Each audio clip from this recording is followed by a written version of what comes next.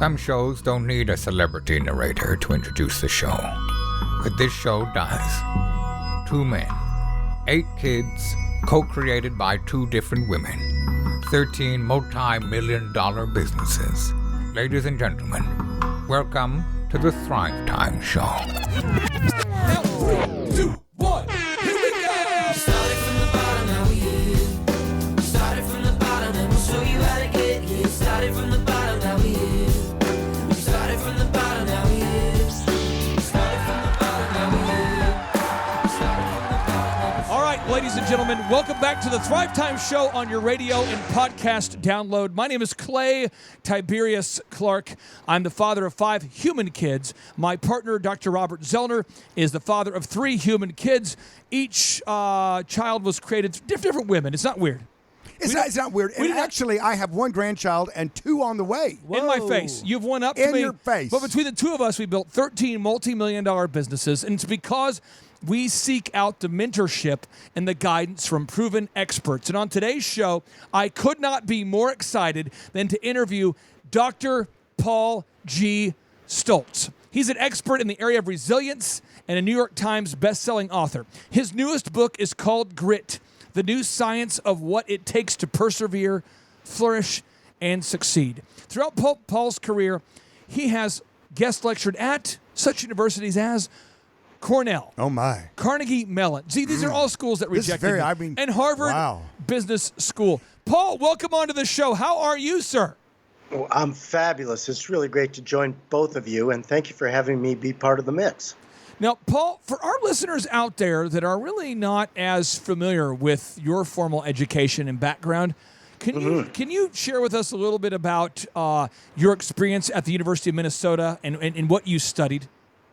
You know, I had the most amazing experience there because I had a rogue advisor who knew I was kind of different. I wasn't a traditional academic. So he let me do what we now call a multidisciplinary PhD. And so what I did is I really wanted to research what is it that's sort of at the epicenter of human endeavor. And that started, way earlier with my undergraduate, and I'll tell you that story. But anyway, I studied in the fields of organizational communication, business, training and development, learning, psychology, neuroscience, and a bunch of other things that we put together under the auspices of one unified degree. And that was just skull exploding for me.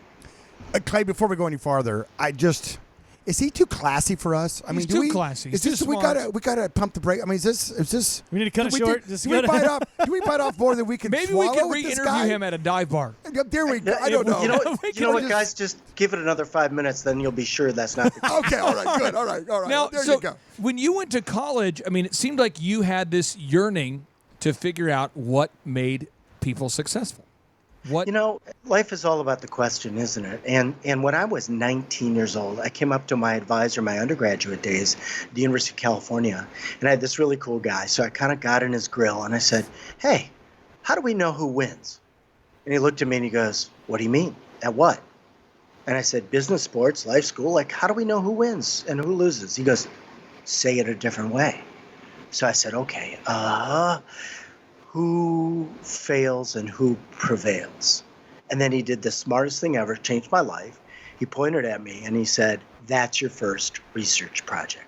So I went to this strange place called the library, and I started to kind of dig in. And I thought, I was so smug, I thought I was going to bang this out in an afternoon. Here I am 39 years later, still excavating through all these different sciences on that question.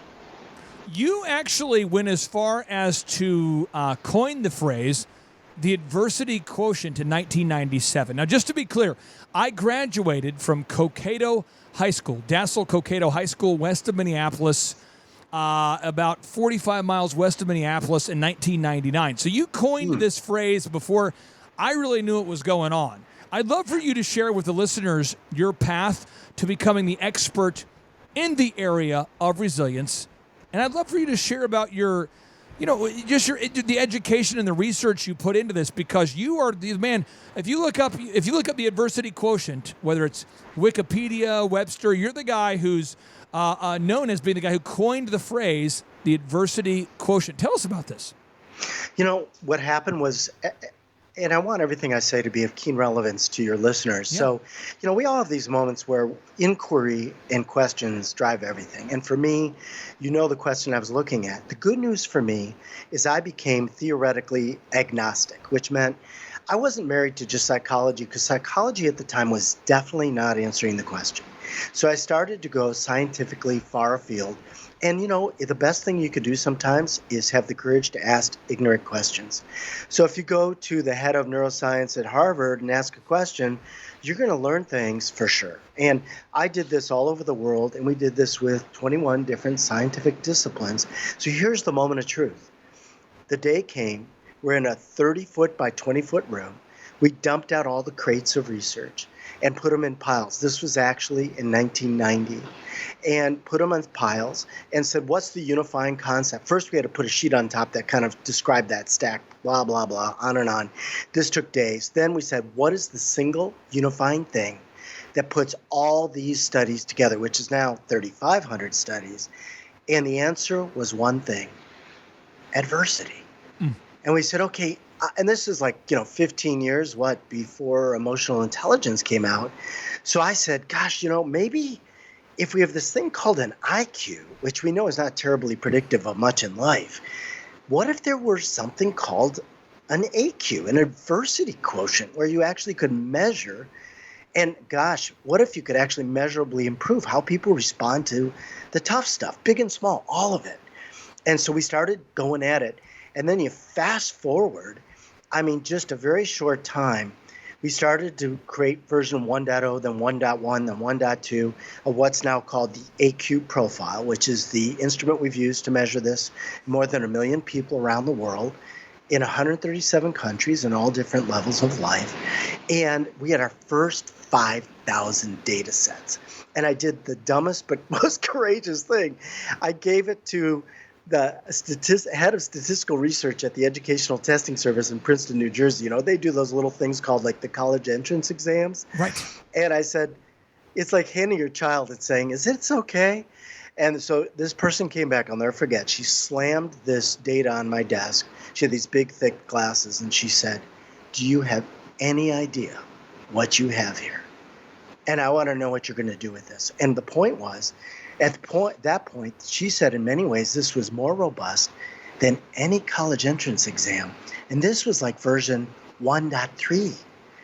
So we said, wow, is this a tattoo? Is AQ something that just sticks with you, kind of like we thought IQ did?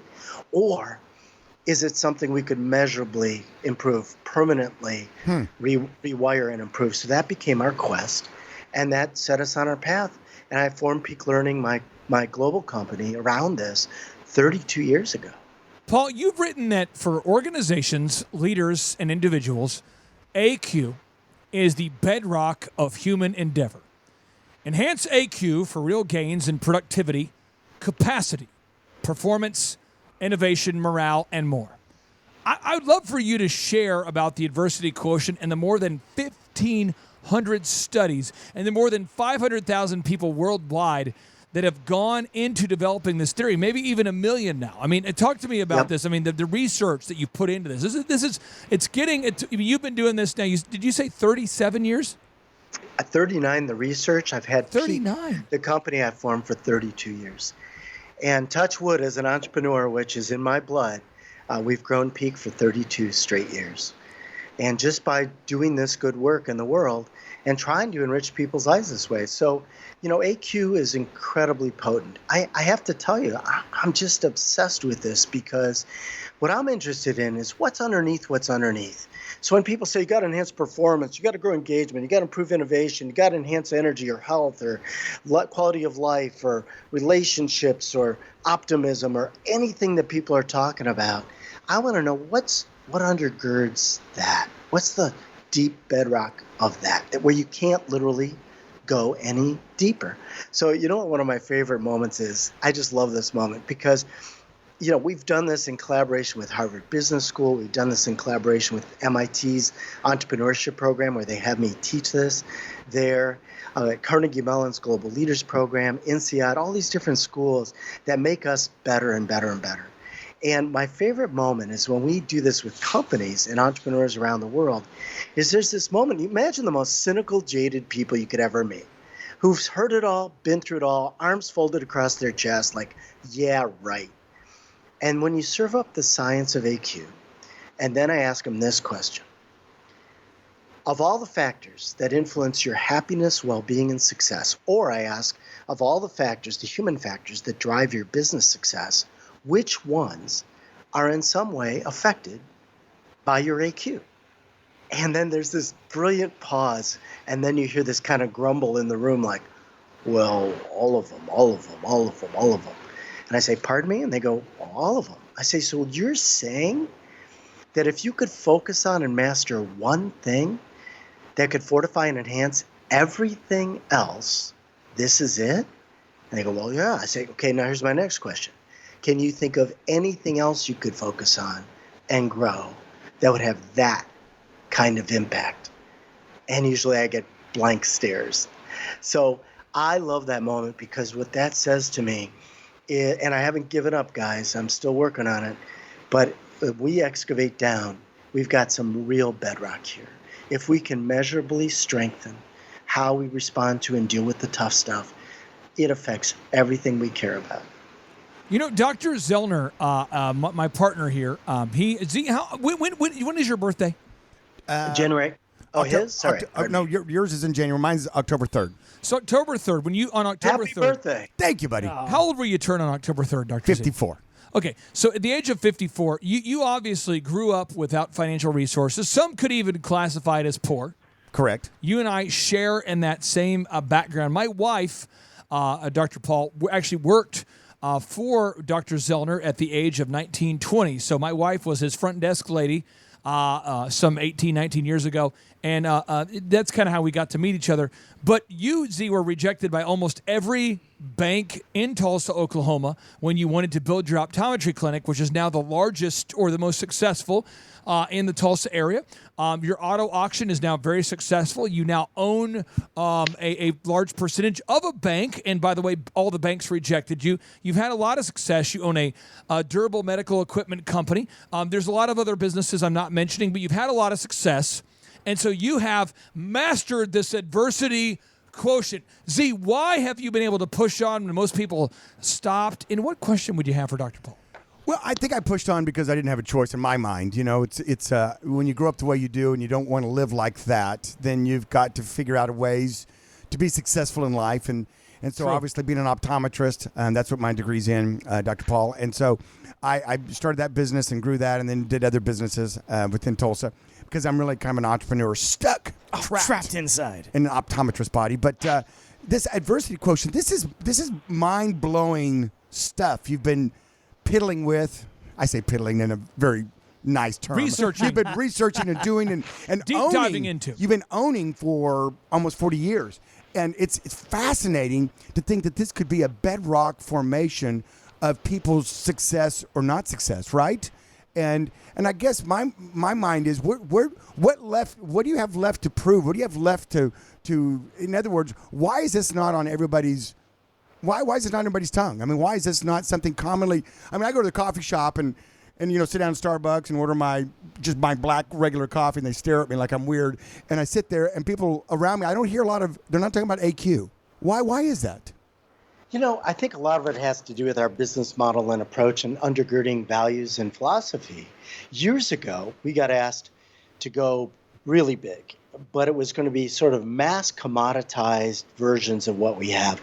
And, there are a lot of assessments out there, and I won't mention their names because I don't want to badmouth them, that have become watered down, and they're kind of meaningless, and methods out there and things like that. We wanted to go for the impact, the depth and duration of human impact. So by doing the work we do the way we do, we're exposed to fewer people. I mean, I was, as you guys know, the first book, I was on Oprah 3 times, I think it was. And, right. With that kind of exposure, there's a lot of people. And, we had the privilege of hitting all the top media and publications. It got a lot of buzz. And I've worked all over the world. A lot of the top companies in the world use AQ, not just to measure people, obviously, but to measurably strengthen people to thrive, in your word, to truly thrive in an adversity-rich world. So that hasn't been our play to make it sort of the billboard. But I do agree with you. I think, think about even dating sites. Wouldn't you want to know how that person responds to adversity? Absolutely. Isn't that kind of everything? Yeah. And if you were hiring someone, we have a version where you can screen job candidates in about 6 minutes. We have more and more companies, big ones, who are using AQ to screen their job candidates, because if they can't flourish or thrive with adversity, what good are they? Right. So you're spot on. I mean, it's an interesting, we have researchers, that, and one of the pieces of research that stuns me all the time is, and we build on this, we've asked more than 35,000 employers across all industries around the world this question. If you're hiring someone today and you had to pick A or B, and A was the person with the perfect skills and qualifications, but not so great on AQ, or B, a person with an exceptional AQ, who's missing some bits and pieces, who would you pick? B. Well, almost 98.9% of employers pick B. So then we say, how are you getting at that now? There's only one way, which is to scientifically assess that by measuring it. Because if you ask people, how good are you with adversity? Or tell me about a time you faced adversity and how you did. It's like a first date. They're never going to show up smelling better, looking better, dressing better than in that moment. So we want valid measures. So you're right. It's something I think that's the next level. And I think the forefront of our research in terms of what's left to prove, I'm going to give you a statement I say conservatively, guys. And that is, I think within 5 years, Peak Learning, my company, I think we will be in the business quite literally of upgrading human DNA. And we're doing research right now around that with genetic code and the relationship to adversity that we believe will lead to actually being able to not only predict how people will age and their propensity for cancer and depression and all these other things, but it will also be something we can fortify so that not only does it fortify your life, but literally alters the DNA you pass down to your offspring. And we're working with the top experts in the world to do that. I love that. That is awesome. And, the idea of making generations that follow you better off is incredibly stimulating. Now, when you do an AQ test on someone, what is the parameters? Is it like 0 to 100? And if so, whatever the parameters are, what is good? What is bad? What do you say? Okay, this is awesome. What are your numbers? Well, the statisticians almost cry with joy because it's got this big, beautiful, fat bell curve. And all our studies are independent studies, so we never analyze our own data. We always hand it off to expert psychometricians who do the data and tell us what we found. And so it's got this big, beautiful bell curve. The range on AQ, and this won't mean a lot until you actually take the AQ profile, ranges from 40 to 200. But, it's the kind of thing you can't game, because we've put a lot of tripwires in the assessment because of our work with MIT and people that smart, so that if you try to game it, you get kind of tripped up. So we get it's the most valid, robust, reliable assessment of how people respond to adversity in the world. And honestly, guys, you talked about resilience. We've been doing this so long that when we started, I literally had to spell the word resilience for our clients because they had never heard the word. It didn't exist in common conversation. And then it became a thing like 10, 15 years later. Can you believe that? And look at where we are today. That's crazy. Now, so 40 to 200. So you would advise someone to hire, when you said employee A, employee B. So when you said they have a high AQ score, what and above is high in your opinion? Yeah, it's all broken down statistically. There's low, below average, average, above average, and high. And not just on AQ, but what we call the 4 core dimensions of AQ, which are C is control, which is your perceived ability to influence whatever happens next. O is ownership, which is like the accountability factor, right? It's the step up factor. And those who score higher step up more naturally, and those who score lower don't. And R is a huge one because it's reach. And the people who score lower tend to catastrophize. When adversity hits, it reaches into everything. Sure. But people who score high contain it. And then E is endurance, which is how long it lasts or endures in your mind. So your core response to adversity is what we're really measuring with AQ. Wow. That is so cool. I'm fascinated. He's Jeff, blown away. Yeah, hey, Paul, Eric Chepp here. I had a question as far as kind of transitioning from we were talking about when you're looking at those job candidates.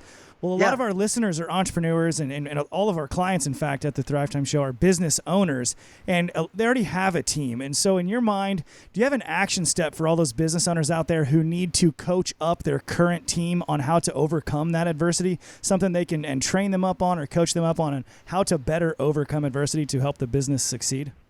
You bet, Eric. I'm so glad you asked that. There's a couple things. Number one is it's not about overcoming, and it's not about, getting past or surpassing or surmounting or conquering adversity.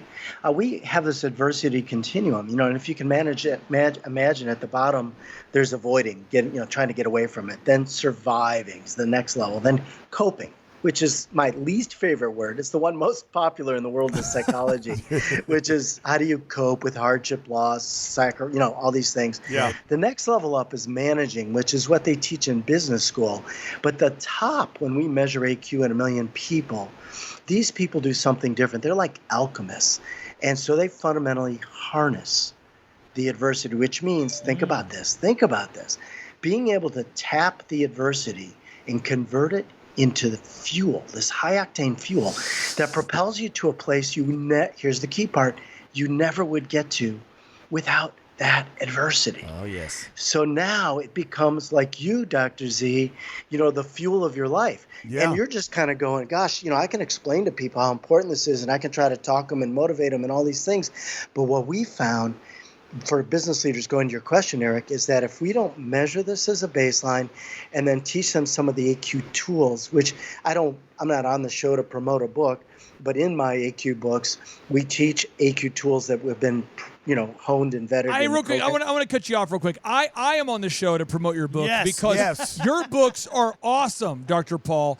Your books, you're so nice, guys. I mean this. Your book is so filled with research, 39 years of research. And if you're out there and you're struggling to push through adversity, you don't know Dr. Z and you don't know Dr. Z. You don't know me. You don't understand the level of rejections that we get. You have no idea. We've been recording this podcast forever, and to get somebody of your caliber on the show, I'm not going to be weak sauce about this, and I'm not saying you're being weak. I'm saying it's not polite to promote yourself. I'm going to promote you, though. If you don't buy your book, you've got a psychological problem that cannot be fixed. There's something wrong with you. You've got to buy Dr. Paul Stoltz's book. I'm serious. I'm going to have to capture that quote for our website. I mean this. The best quote I've ever heard about a book. I have been rejected so many times, and I hear so many people say, I just don't deal well with rejection. And if you've ever watched Back to the Future, Lorraine, I just don't deal with that kind of rejection. I mean, if you're out there and you are dealing with rejection that's keeping you, the rejection is that objection keeping you from that ultimate manifestation of your dreams and goals, you need to buy this book. Paul, if you had to recommend for one book for our listeners, what's one book you've written where you say, this is the book that I think I've most succinctly discussed the adversity quotient? Really, there's two. One is the original adversity quotient book, but of course, all the examples and stories in there are a bit, from the past, right? We're doing an updated version right now in Chinese, but that doesn't help you. The newest book, Grit, is really the one that kind of captures some of the newest stuff that we have. So we have AQ and Grit. It's like, offense and defense, right? AQ is how you respond to whatever comes at you, and which is sort of like defense and has a huge effect on everything. Grit, our version of Grit, which is an upgraded version of Grit we call Grit 2.0, and I can explain why, is about offense. It's sort of like how do you dig deep and do whatever it takes to effectively go after your most worthy goals and make them happen. And so those two pieces, I guess any coach, going to your Twins and Vikings, who I saw the other day in Los Angeles, by the way, any coach would tell you need both, right, to win. And I want to ask this because in your book, Grit, on your website, you talk about it. You say, grit is the defining element and what it takes to realize your most important and rewarding ambitions. If AQ is about defense, how you respond to whatever comes your way, grit is about offense. It defines the degree, the duration, and the quality of effort you invest to make good things happen. Z, I want to tee this up. We've been doing this podcast for a long time. And first, you and I were offered the hell gig, which means we do the radio show on the weekend hours. It's the weekend show. Yeah, we did. And they had to test. They had to test to see, is the show good? And then Dr. Paul, they said, why don't you guys try like on the way home, like 5 to 7, which is not a hell gig. It's actually a nice time slot. It's a heck gig. No. And then it was like, hey, let's go to prime time. And now we're number 2 on the iTunes charts for business. And that's just the most recent example. And if you're out there and you're going through adversity, you're going through rejection, I just feel like you have to be able to process adversity as the motivation for offense. Talk to us about how all entrepreneurs, how all successful people you've studied have been able to increase the degree, the duration, and the quality of their effort as they become rejected more and more. I love working with entrepreneurs, and they're among one of the biggest pockets of people we work with around the world, hundreds of thousands of them actually, over the years, in every possible business and size you can imagine. And here's the thing, there's a big wake-up call. We had a big wake-up call. Years ago, I was doing some work with Harvard Business School, I still am, and they wanted me to do this book. They were very interested in a book called True Grit. And so we do the proposal, get it underway, we're getting going. And also I get a phone call that says, Paul, we have bad news. I don't know if you heard, but they're re-releasing the movie with Jeff Bridges. What? I went, what? Oh. And it was the best thing that ever happened, like adversity can be, because it made us kind of go back underground and deepen our research. And here's what we discovered. Grit, here's the thing. Grit is white hot right now in education, parenting, sports, everything. We're been talking to the Chicago Cubs and a bunch of other teams, and they're all, of course, everybody talks about grit, right? Here's the problem. Can you have tons of grit and be utterly evil? Can you have tons of grit and be a despicable human being? Can you have tons of grit and be hacking away at the wrong stuff? And the answer to all those is yes. So what we began to do is I've asked this of 500,000 leaders around the world. So if you had to choose, think about the kind of person you want to be, the kind of leader you want to be, the kind of contribution you want to make in the world, the kind of business you want to grow, the kind of people you want to hire. What matters more, the quantity or the quality of grit? And 100%, that's an impossible statistic, say quality. And so we have the only measure and method in the world that gets at grit holistically, quantity with quality, meaning, isn't there a difference between dumb grit and smart grit? We measure that. Isn't there a difference between good grit and bad grit, which is the effect you have on the people around you as you go after your goals? I mean, guys, I'm super intense about what I do. We are on a mission doing this work in the world. But if I go after it in ways that burn out my team, even though my intentions are good, that's bad grit. So we have a way of measuring and awakening leaders and their people at all levels, down to, sixth graders, to not only the quantity of grit, the magnitude of grit, but the kind of grit that you demonstrate as you go after goals. And that affects the quality and the quantity of effort you put in. And by the way, not just for anything. Because, what I found out is that most people are like cheap sandpaper. It's if you went to Home Depot and you said, give me the grittiest sandpaper you got, and you got like a 40 and it had tons of grit, and you began to apply that grit. If you didn't apply it right, or if you applied it hard, then pretty soon it wears off. And so a lot of people, you may say, I used to have a lot more grit when I was younger. But there's a kind of sandpaper, and I found this out through a beautiful story that I encountered from a top craftsman, that if it's applied right, gets better with use. And so I always thought, which kind of sandpaper would you rather be?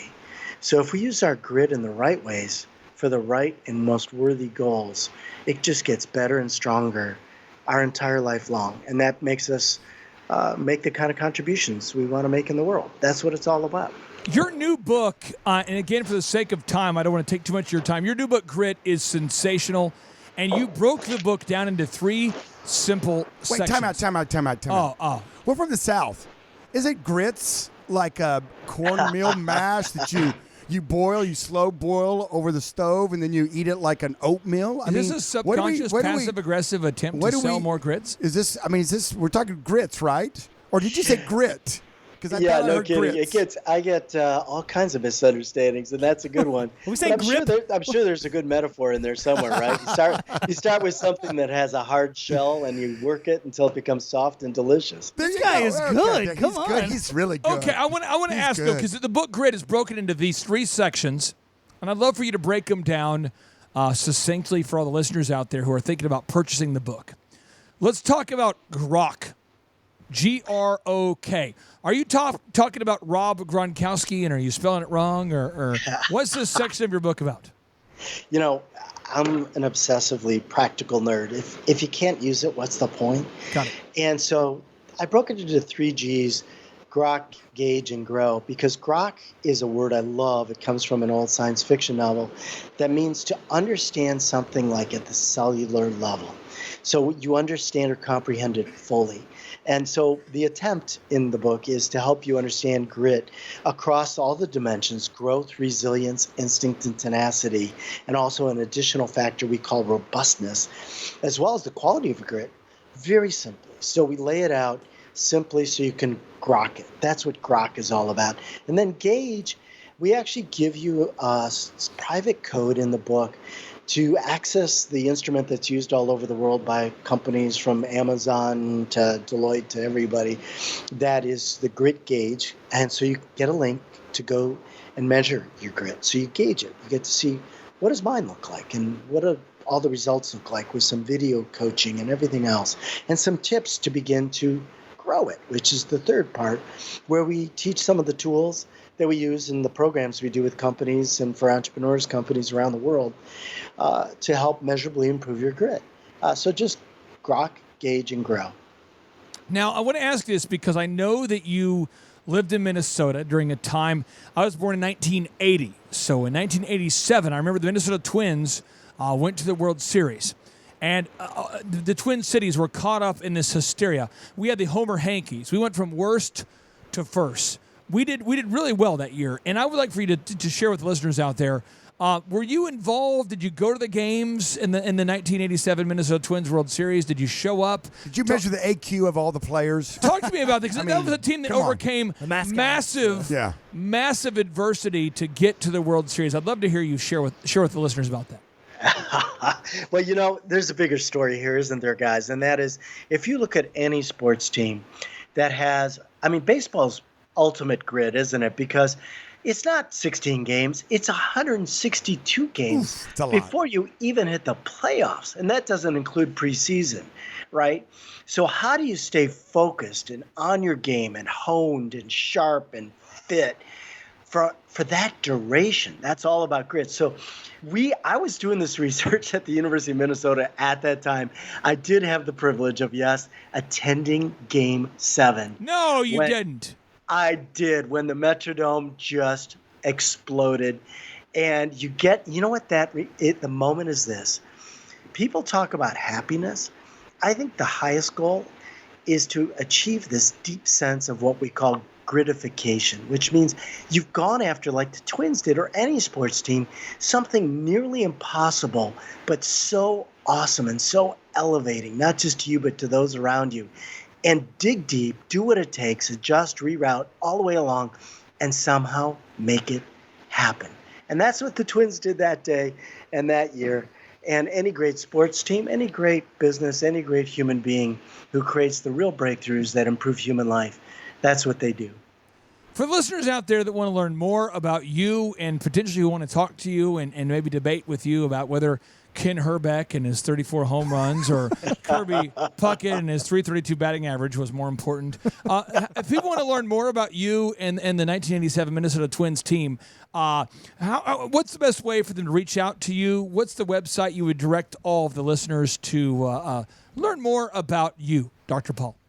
Oh, well, it's kind of you to ask. Certainly you can go to peaklearning.com, P-E-A-K learning.com. That's our main site.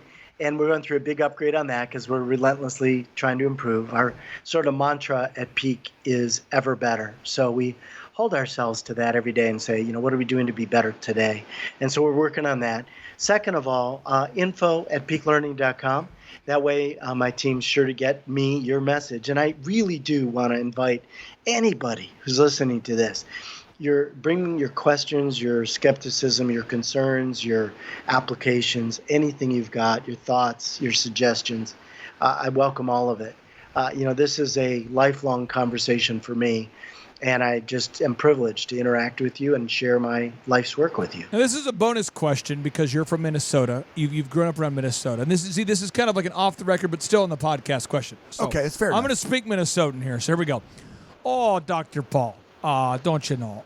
What is your favorite hot dish? I mean, if you had to describe your favorite hot dish or version of rhubarb, what would it be? Hey. I just a couple of weeks ago I went there to that high school reunion thing, and Right. so people came up to me, and some of them had that their accent, and they came nice. up and they said, "Hey there, Dr. Paul, how you doing? I mean, I was in your class. I don't know if you remember me and everything, but we went to that smorgasbord thing together. I don't know if you remember. Could be worse. And we went was up and north. played a bit of ice hockey, All right, yeah.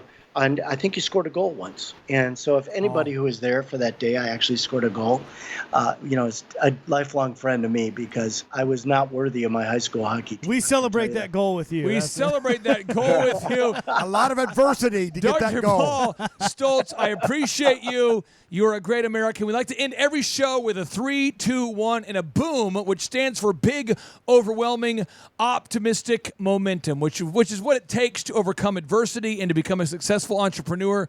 Dr. Paul, are you ready to give a boom on the 3, 2, 1? Are you ready to bring the boom? Let's do it. Here we All go. right. Dr. Z, are you ready? Absolutely. Eric Chupp, are you ready? Let's do it. I didn't get Here we dressed up go. for nothing. 3, 2, 1, boom! All right, the 3 is this. You got to be able to know your AQ. You got to be able to know your grit. You got to be able to use them together to change people's lives.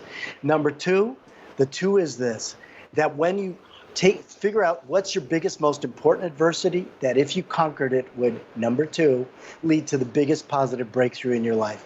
And number 3, the moment you end this podcast, ask yourself to pay keen attention, put on that lens of how do I handle every adversity, from the smallest frustration to the biggest tragedy and setback.